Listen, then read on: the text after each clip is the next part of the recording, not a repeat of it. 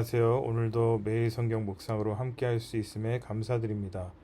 오늘 묵상은 오늘 본문으로 어제 금요 기도회 때 설교했던 육성 녹음으로 대신하도록 하겠습니다. 오늘도 주님 안에서 복된 하루가 되시기를 축복합니다. 사실 이제 제가 묵상을 하루 전날 하고, 그러니까 내일 거를 저는 이제 오늘 묵상하거든요. 또 하루를 먼저 하고, 그러고 나서 이제 기도를 하고, 그리고 이제 글을 쓰고, 그다음에 녹음을 하고 이렇게 해서 올리는 건데, 이제 오늘 우리가 읽은 말씀은 이제 오늘 본문 말씀하고 이제 내일 말씀이 이제 같이 13장 전체입니다. 그래서 느헤미야의 이제 마지막 결론인데 느헤미야의 개혁이라고 할 수 있죠.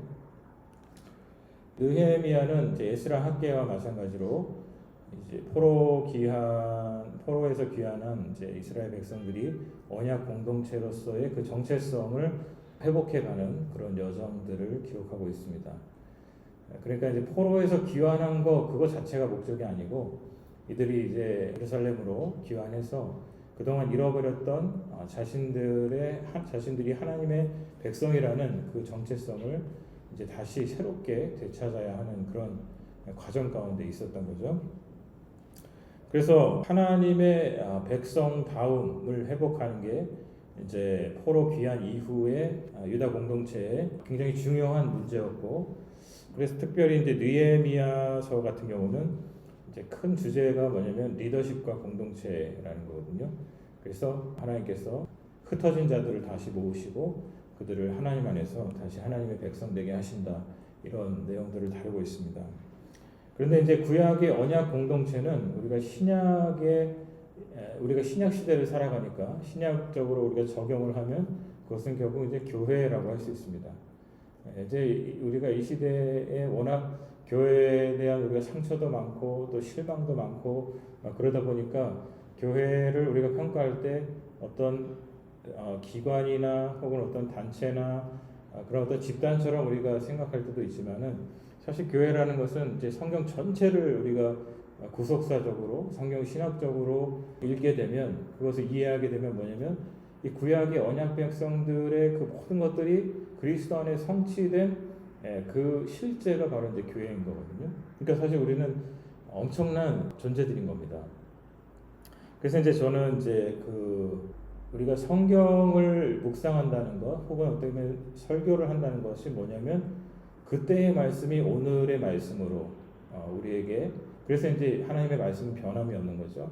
우리에게 적용되도록 우리가 설교도 그렇게 준비하는 것이고, 또 이제 묵상도 그렇게 하는 건데, 13장을 이제 저는 묵상하면서 교회됨에 대해서 한번 생각해 봤습니다. 이게 교회라는 것 자체는 그 단어 자체의 의미는 모임이거든요.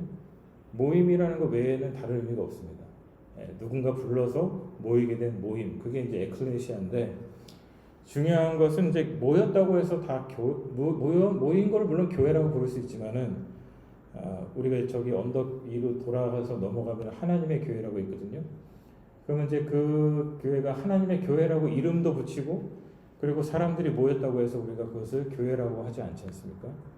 그런 것처럼 이제 모임이 중요한 게 아니라 그 교회는 교회됨이라고 하는 분명한 그런 표지가 있습니다. 그리고 속성이 있습니다. 그래서 이제 우리가 교회의 표지를 이야기할 때 세 가지를 말하는데, 말씀과 그다음에 성례와 권징입니다. 그래서 참된 교회는 진리의 말씀이 선포돼야 되고, 그다음에 그러니까 말씀이 없는 건 교회가 아닌 거예요. 그다음에 두 번째는 뭐냐, 성례가 집행돼야 되는 거예요. 성례는 뭐냐면 세례와 성찬이 있죠. 그다음에 마지막 세 번째가 이제 권징인데, 권징은 교회의 거룩성을 회복하기 위해서 이제 필요한 겁니다. 근데 사실 현대 교회는 권징이라는 개념 자체가 없어졌죠.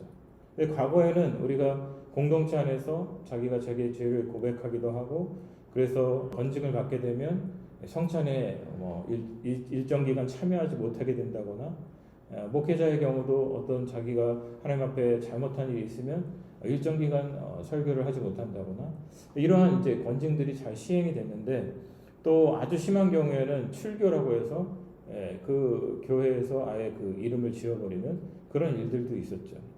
그런데 현대교회에서 이 권징이 없어졌는데, 사실은 권징은 교회 거룩성의 측면에서는 굉장히 중요한 겁니다. 그런가 하면 이제 교회의 속성이라는 게 있습니다. 교회의 속성은 네 가지가 있습니다. 그것은 보통 이제 우리가 통일성이 있고, 그 다음에 보편성이 있고, 사도성이 있고, 그 다음에 거룩성이 있습니다. 이 교회는 이 네 가지 속성을 가지고 있어요. 그런데 이 네 가지 속성을 이제 저는 오늘 본문에서 다 보게 된 거죠. 그래서 첫 번째로 교회의 속성, 네 가지 속성을 말을 할 때 우리가 통일성을 이야기해 볼 수 있습니다. 12절 말씀, 이에 온 유다가 곡식과 새 포도주와 기름의 11조를 가져다가 곳간에 드림이로. 그러니까 이 앞에 우리가 어떤 일이 있었는지 아시죠? 예. 느헤미야가 페르시아의 총독이었기 때문에 아닥사스다 왕한테 이제 자기가 그 어떻게 보면은 자기 업무 보고를 하러 간 거예요. 그 기간이 꽤 길었던 것 같은데 그 기간 동안 어떤 일이 일어나느냐, 이제 이스라엘 백성들이 자기들 먹고 사는 게 너무 바쁘고 힘들다 보니까 성전에서 일하는 레위인들과 제사장들이, 그들은 이제 거기에 풀타임으로 헌신한 사람들인데 그들이 이제 받아야 될 몫을 제대로 주지 않은 거예요. 그랬더니 이제 레위인들이 어떻게 했냐, 각각 자기 밭으로 돌아갔어요. 네. 성전을 지켜야 될 사람들이 자기 밭으로 돌아갔어요. 네. 그때나 지금이나 먹고 사는 문제가 그렇게 참 중요한 겁니다. 근데 이제 느헤미야가 돌아와서 보니까 이 기껏 포로로 귀환한 게 문제가 아니라 하나님의 백성다움, 그걸 회복한 정체성을 회복하는 게 중요한데, 유다 백성, 하나님의 선택받은 백성들에게 있어서 그들의 삶의 신앙의 중심은 성전에서의 제사인데 그 성전에서 제사를 섬기는 레위인들을 이들이 제대로 섬기지 않는다. 이제 화가 나가지고 그 민장들을 불러가지고 이제 꾸짖고, 그 다음에 당장 그들의 필요를 채워주라 이렇게 했는데, 여기 보면은 12절에 온 유다가 곡식과 새 포도주와 기름의 11조를 가져다가 이렇게 돼 있어요. 온 유다가. 그러니까 포로 귀한 백성들이 1차 때만 해도 상당히 많은 인원들이 돌아왔습니다. 그런데 이제 예루살렘 도성이라는 한정된 공간에서 다 살 수 없었기 때문에 각자 지파별로 족속별로 이렇게 흩어져서 살았단 말이에요. 그러면서 이제 자기네 땅을 다시 일구고, 그러나 이제 큰 성회가 있을 때, 그럴 때는 이제 다시 예루살렘에 다 모여서 또 같이 예배를 드리고 뭐 이렇게 했던 거죠. 그런데 이 문제가 생겼을 때 그 문제에 어떤 특정한 족속만 반응한 게 아니라 온 지파가, 온 유다가 그 일에 함께했다는 겁니다. 이게 이제 바로 교회의 통일성이라고 할 수 있어요. 교회의 통일성이라는 건 뭐냐면, 쉽게 말하면 본질적으로 교회는 하나라는 겁니다. 그래서 성경적으로 말하면은 교회는 사실 큰 교회, 작은 교회 개념이 없는 거예요. 네 교회, 내 교회 개념이 없는 거예요. 물리적으로 우리가 다 같이 모일 수 없기 때문에 하나님이 또 특별하게 어떤 특별한 목적들을 이루시기 위해서, 그런 소명들을 위해서 우리가 이렇게 각각 다르게 이렇게 다른 모양으로 또 다른 형태로 모이는 것 뿐이지, 사실은 교회는 하나인 겁니다. 그걸 이제 교회의 통일성이라고 말해요. 근데 이제 교회가 점점 세속화되면서 교세 확장과 교회를 마치 자기 인구권인 것처럼 사유화하고 막 그 경쟁하고 교회끼리 이런 일들이 벌어진 거예요. 얼마 전에 오셨던 그 유인선 선교사님께서 이제 자기가 한텀 이제 그 선교사 배 타는 이런 선교 갔다 오셔가지고 돌아오면서 기도하시면서 자기에게 하나님이, 자기는 열정이 청년과 유학생 예배라는 거예요. 근데 이제 이분이 그 대학가에서 이제 저희 교회처럼 뭐 유학생 사역을 하는 그런 교회들을 이제 몇 군데 가셨나 봐요. 가서 이제 목사님들을 만나고 저에게 이런 비전과 계획과 뭐 이런 열정이 있습니다 이렇게 얘기를 말씀을 드렸는데, 대부분 이제 처음에는 반겨주시면 대부분은 우리가 이 사역하는데 선교사님이 여기 와서 그 사역을 같이 하면 어떻게 하냐, 좀 이렇게 말씀을 하셨다는 거예요. 그래서 이제 주중에 저를 찾아오셔가지고 제가 그런 사역을 하기 원한다고 해서 얼마든지 하시라고, 우리 지금 여기 유학 갇혔는데 유학생이 너무 많은데 사역자가 부족하다고, 근데 공간이 필요하다, 이제 그런 말씀하셔서 그거는 제가 결정할 수 없으니까 같이 기도해봐야 된다. 이제 이렇게 해서 이제 저희 교회에 오시게 된 겁니다. 교회는 하나입니다. 하나. 주인은 하나예요. 오직 예수 그리스도. 그래서 저는 이제 저의 그 목회 철학 중에 하나가 배우고 끊임없이 배우고 그 다음에 관계 맺고 이게 네트워킹이죠. 그 다음에 재충전하라. 이 세 가지가 저의 목회 철학 중에 가치 중에 하나거든요.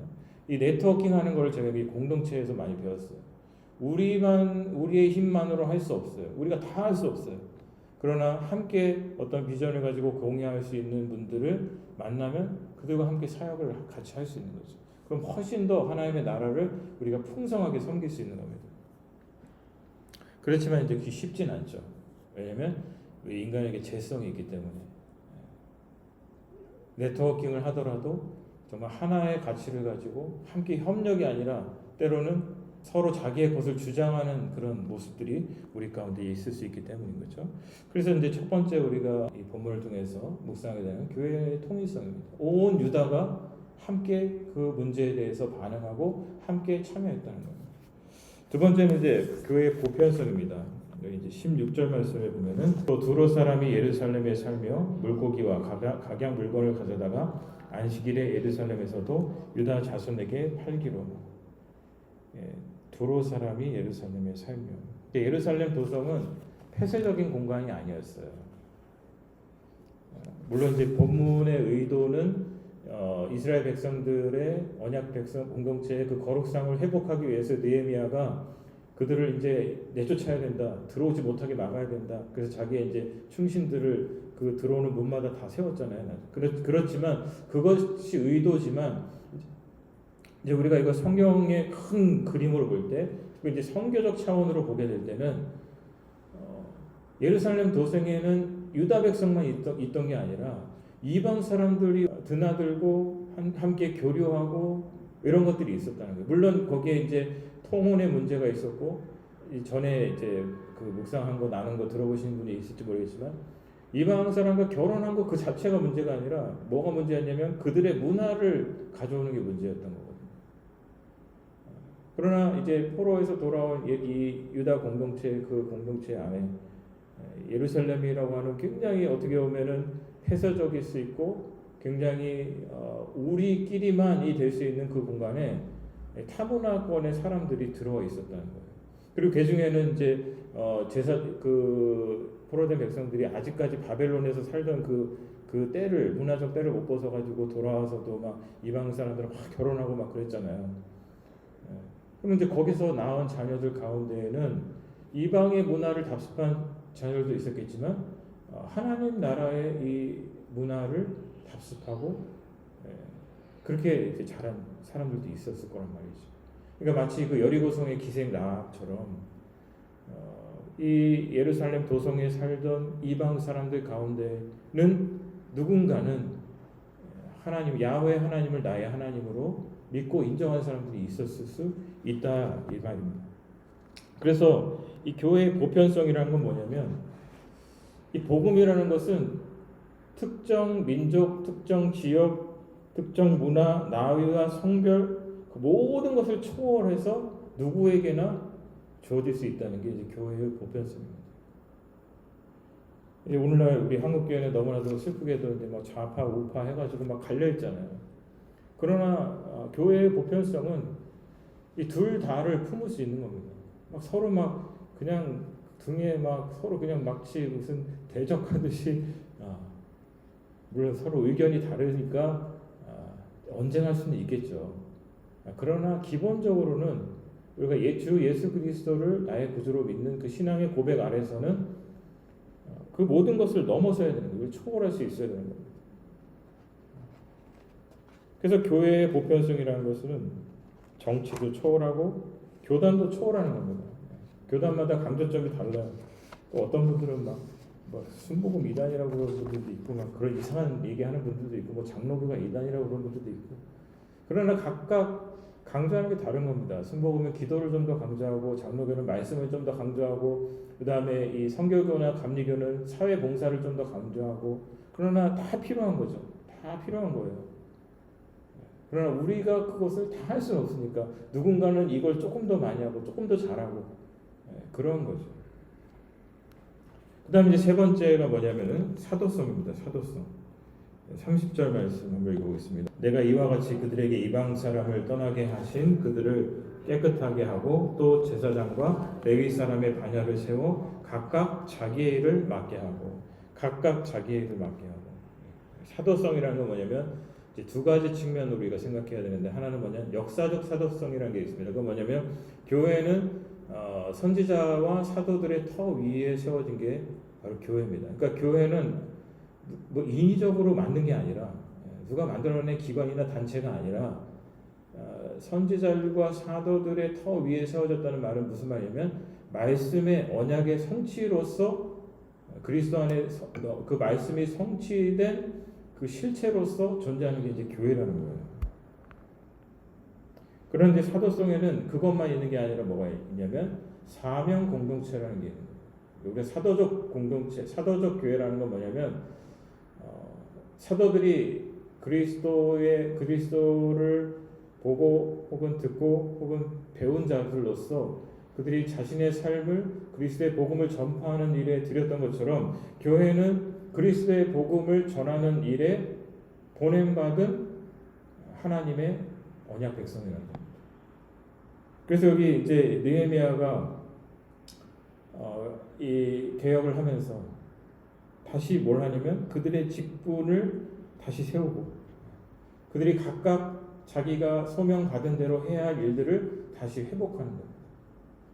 그래서 이 사도적 교회는 좁은 의미에서는 우리가 각자 가정에서 혹은 직장에서 그리스도인으로서 내가 선교적으로 살아가는 그 삶, 그것도 이제 사도성이라고 할 수 있겠지만 또 우리가 교회 공동체로 모여서 특별히 열방 선교에 우리가 힘쓰고 그 일에 헌신하는 것이 또한 이제 사도적 교회라는 겁니다. 그래서 교회가 선교를 하지 않는 것은 사실은 이 교회됨에 있어서 그 사도성의 가치를 놓치고 있는 거죠. 그러니까 이제 우리가 개척교회 때부터 아무것도 없어도 선교를 같이 열심히 한 이유가 다 그런 것입니다. 근데 이제 마지막으로 중요한 게 뭐냐면 거룩성입니다. 거룩성. 이 거룩성도 두 가지 측면이 있습니다. 하나는 이제 거룩성이라는 것 자체가 뭐냐면 구별됨이잖아요. 구별됨. 그런데 이 구별됨이라는 것은 결국 하나님의 택함 받은 백성들은 세상 가운데 살지만 세상에 속하지 않은 존재들이잖아요. 그게 이제 바로 거룩성입니다. 그래서 이 거룩성에 대해서 오늘 본문에서 이야기하는 게 뭐냐면 다루는 문제가 뭐냐면 안식일 문제였어요. 안식일 문제. 구약의 안식일은 하나님께서 한 날을 정하셔서 그 날을 택한 백성들이 거룩하게 지키도록 정하신 거죠. 그것을 통해서 하나님께서 말씀하시고자 한 것은 뭐냐면 너네들이 안식일을 지켜야 된다. 이게 이 말이 아니고 너희들은 나의 택함을 받은 백성이다 라는 거를 우리의 삶 속에서 우리가 인식하며 살아갈 뿐만 아니라 그것을 하나님께서 우리에게 계속해서 기억하게 하시는 거죠. 그게 이제 바로 어떻게 보면 안식일인 겁니다. 그러니까 우리가 이걸 신약으로 적용하면 우리가 주일에 모이는 것은 내가 그리스도인으로 살아간다는 것에 대한 최소한의 표시인 거죠. 그런데 주일 하루, 그 하루 전체도 아니잖아요. 뭐 오고 가는 길 그 시간까지 다 합해가지고 대략 3시간 정도라고 할 수 있겠지만 3-4시간 그 시간을 구별해서 드리지 못한다는 것은 이 자기 정체성을 그리스도인으로서의 정체성을 분명히 하지 못하고 살아가는 거죠. 그래서 이제 느헤미야가 유다 언약 공동체에 그 개혁을 하면서 다시 회복한 게 뭐냐면 안식일을 거룩하게 지키는 문제였습니다. 단순히 뭐 물건 사고 파는 문제가 아니라 너네가 누구인지를 분명히 알아라. 너희는 택함 받은 하나님의 백성이다. 너희는 달라야 한다. 세상이 하는 그대로 똑같이 따라해서는 안 되는 사람들이다라는 것을 가르친 거죠. 그런데 교회의 거룩성에 있어서 또 다른 차원은 뭐냐면 윤리 도덕적으로 구별된 삶을 살아야 된다는 겁니다. 오늘 본문에서 유다 백성들은 예루살렘에 장사하러 들어오는 사람들에게 문을 막 열어줬어요. 그리고 이 사람들이 사줬으니까 유다 백성들이 그들의 물건을 사줬으니까 이들이 그렇게 팔러 들어온 거 아니겠어요? 거기다가 뭐 그냥 물건 산 것에만 그치는 것이 아니라 그것이 이방과의 통혼, 아까도 말씀드렸듯이 그들의 문화를 받아들이고 강요하고 하는 이런 일들이 벌어지게 되고, 심지어는 이 대제사장, 그 대제사장이라는 사람마저도 성전의 방 하나를 이방인에게 내어주는 어떤 그 모종의 거래가 있었겠죠. 그러한 윤리 도덕적 타락이 포로에서 귀환한 유다 백성들 안에 있었던 겁니다. 느헤미야는 그것을 다시 회복하기 원했고, 하나님께서는 많은 그런 시험과 도전 속에서도 하나님 앞에 거룩한 백성으로 서기를 힘썼던 그 느헤미야를 통해서 이 이스라엘 백성들을 다시 돌이키시고 회복하신 일에 사용하신 겁니다. 그 앞에 우리가 나눴지만 느헤미야는 이 페르시아의 총독으로서 자기가 유다 백성들한테 세금을 걷어서 그것으로 자기가 얼마든지 배불리 먹고 마시며 살 수 있는 권리가 있었거든요. 그러나 느헤미야는 그것을 포기하고 심지어는 자기에 있는 것마저도 백성들에게 내어주면서까지 그 성벽을 재건하는 일을 섬기지 않았습니까? 그래서 이제 오늘 말씀을 보면서 보면은 느헤미야가 계속 반복하는 일이 있습니다. 그게 뭐냐면 내 하나님이여 나를 기억하소서 하는 겁니다. 내 하나님이여 나를 기억하소서.